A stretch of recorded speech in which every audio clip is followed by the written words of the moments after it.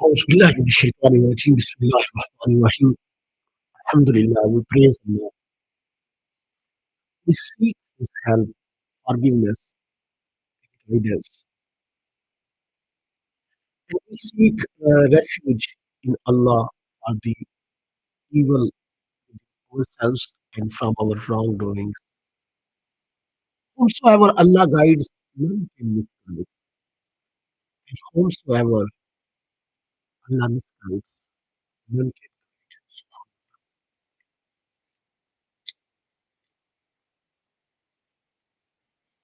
أشهد أن لا إله إلا الله وحده لا شريك له وأشهد أن محمدا عبده ورسوله. I bear witness that there is no God but Allah and the Holy Prophet sallallahu alaihi wasallam.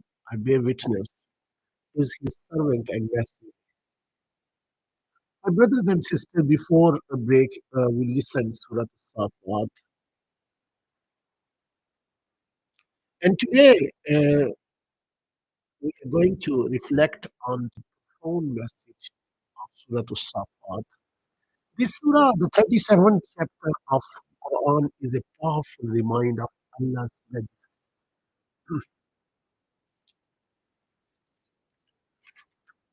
The certainty of the day of judgment and the ultimate outcome for both the righteous and wrongdoers.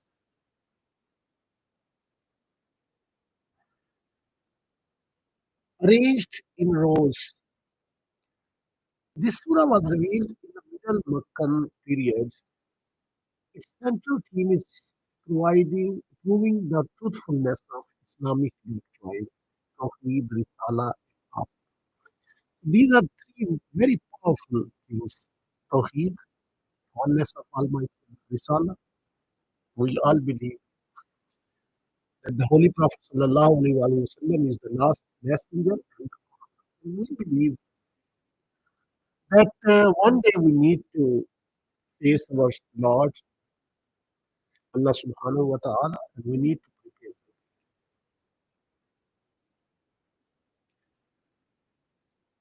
It opens with three attention grabbing quotes that describe the mysterious and the perennial heavenly battles between the angels and Satan,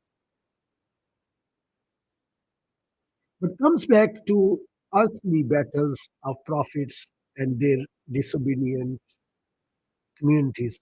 It tells the stories of six messengers, describing their heroic and courageous effort to guide their communities. In the dream of Ibrahim and his willingness to sacrifice, it points to the inner battle, love of children versus love of Allah. Two scenes from Judgment Day are described. Leader and their followers are at leaders and their followers are at their loggerheads, blaming each other for their dreadful fate.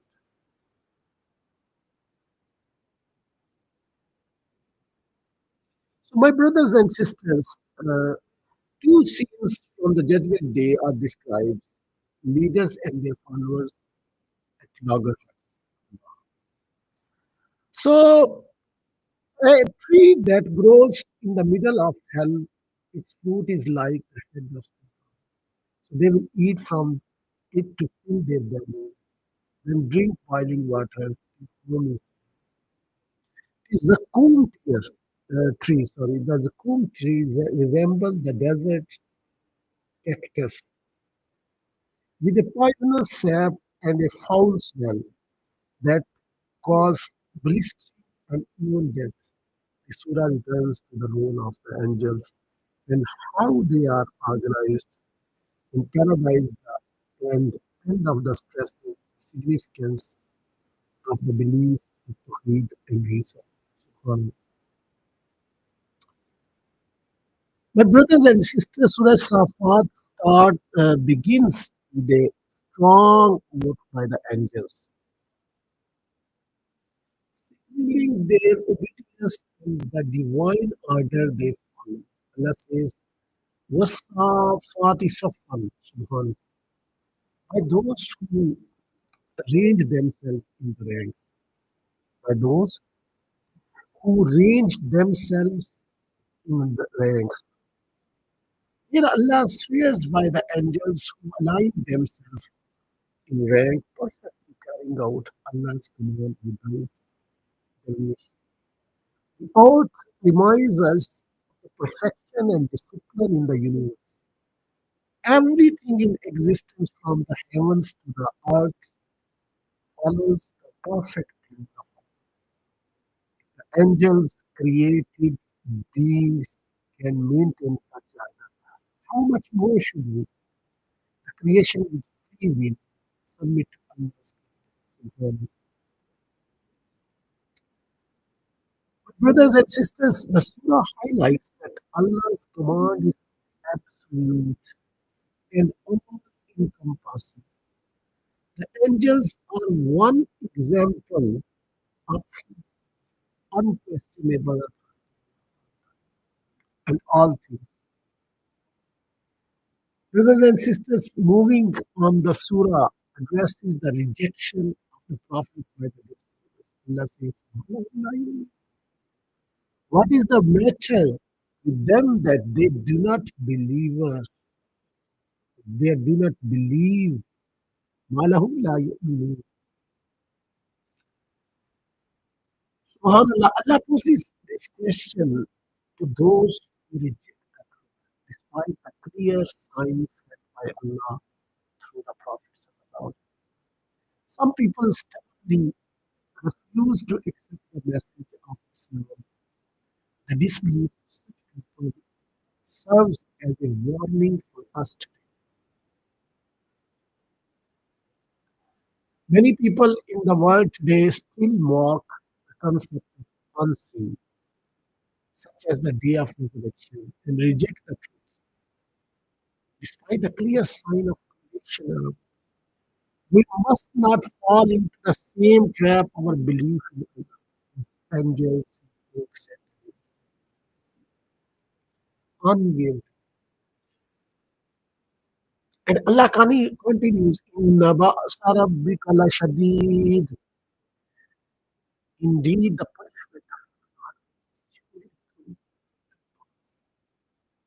This is a reminder that Allah's punishment is certain. It will come to those who continue to reject His mercy.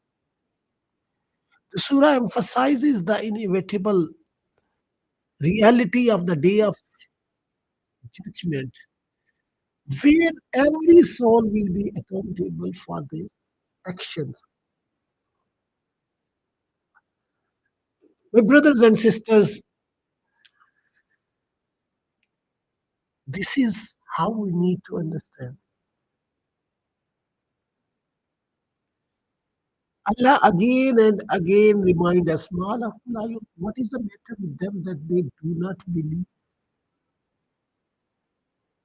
And this is the azmaish, this is the examination, this is kind of the test. What kind of test? We believe, that there is a lot of science fictions.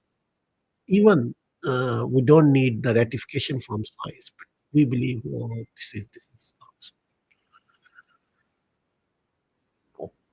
this is all happened.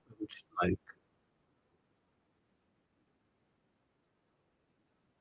but just look at your eye. There are 300,000 processes. Subhanallah. And just imagine the creation of human being, the tissue, bones, and different features of human body. So then Allah says, "Malahum la yu'minun." What is the matter with them that they do not believe? My dear brothers and sisters, next surah as Safat highlights the stories of the Prophet, showing us how they were tested and how they remained steadfast in their submission to Allah. Okay, the first thing, the day of judgment. The first message of Surah As-Safat is the day of judgment. We believe strongly that the one day this life is not certain. The only death is certain. And when the people going through a tough time, then they understand, no, day of judgment is real. And then the next portion is it is Surah As-Safat. It highlights the stories of Prophet, showing us how they were tested and how they remained steadfast in their submission to Allah. One of the key stories is that of Prophet Ibrahim alayhi salam. Allah tested Ibrahim alayhi salam with a command to sacrifice his beloved son Ismail. Despite the immense difficulty of the test, Ibrahim alayhi salam did not hesitate to obey. Allah says, فَفَجَرْنَا الْبَحْرَ بِالرِّيحِ لِيَكُونَ لَكُمْ آيَةً. Indeed, when he reached with him the age of exertion, he said, but he said, indeed, when he reached with him the age of exertion, he said, "Oh, my son, indeed, I have seen a dream that I must sacrifice." So, see what you think. This is a test. Often we think that, oh, why all these tests? I'm going to face very difficult time. I'm going to face why I'm going to face these difficult patches in my life.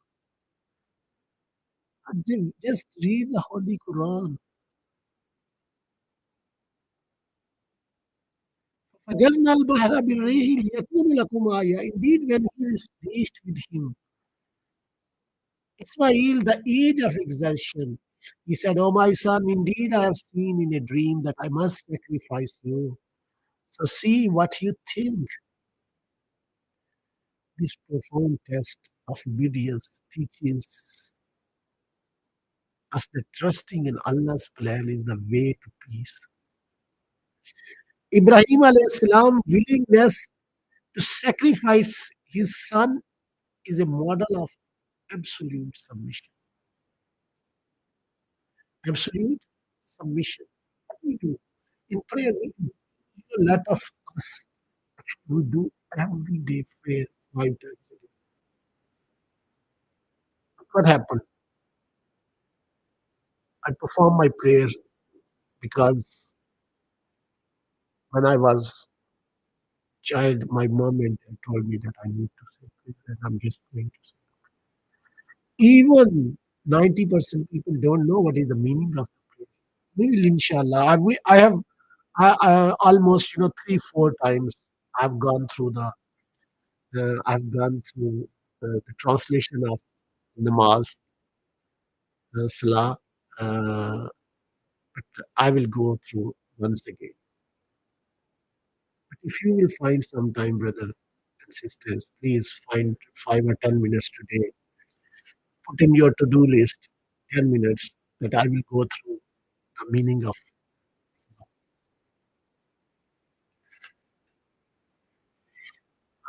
Okay, so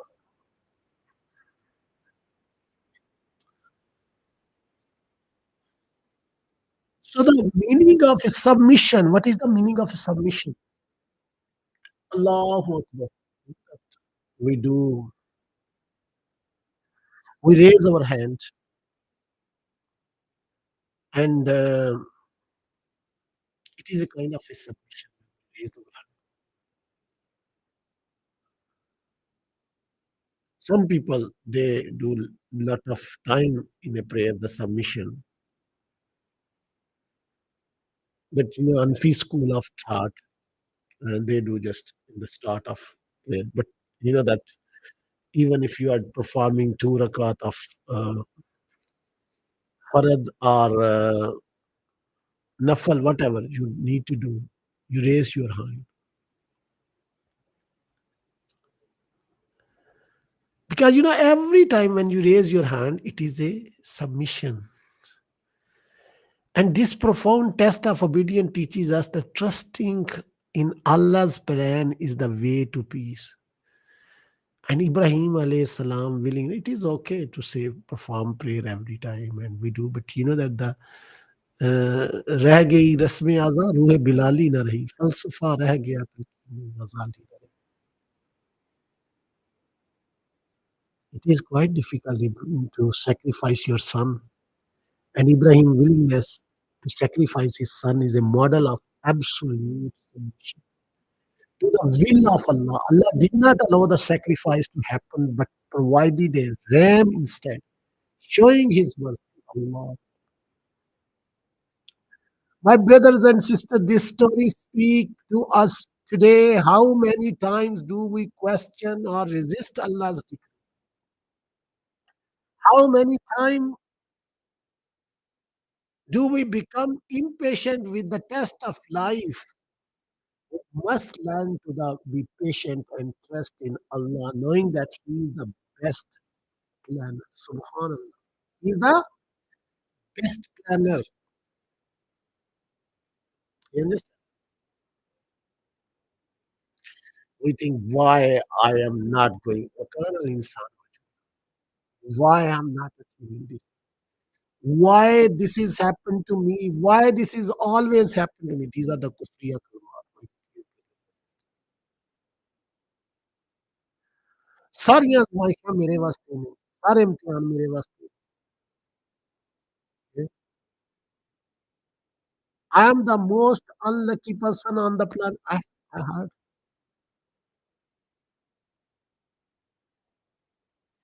But when we understand that there is a one plan from Almighty Allah, and we are the submission, we need to submission. This is the second reminder. Okay, the first reminder is that we need to understand that one day we need to face Almighty Allah, and the second thing is submission. For those who are listening, we need to revise what we are listening. There's a lot of time when we are listening a dars or a speech and a khutbah, we are wandering here and there, and we mentally or physically we are there. Mentally, we are not listening. Now we need to remind ourselves. Okay, we need to pinch ourselves. Okay, if I'm listening, I'm mentally here. So, but even a lot of people they turn on their radio, but their thoughts are somewhere else. So I want you to physically and mentally you should listen. Brothers and sisters, what I was talking, there are 2 points. Okay, two things which we mentioned earlier. One thing in Surah Safa, the first message is that we need to understand that this is the message of Tawheed, that one day we need to face our Lord, and uh, and the day of judgment. And the second message is, my brothers and sisters, that we need to do the submission. We need to submit what Allah says,